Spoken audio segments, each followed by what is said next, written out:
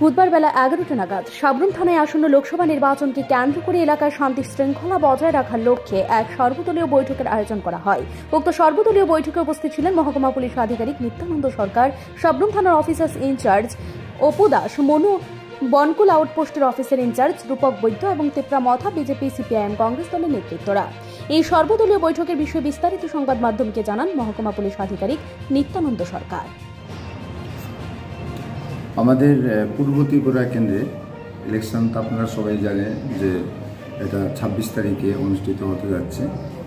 তো এই পরিপ্রেক্ষিতে আজকে আমরা থানাতে, সাবরুম থানাতে 39-এর একটা পার্ট কিছু অংশ এবং 40-র কিছু অংশ এখানে পিএসের যে জুরিডিকশনে পড়ে তাদেরকে নিয়ে আমরা একটা সর্বদলীয় মিটিং আজকে দেখাইছিলাম এখানে।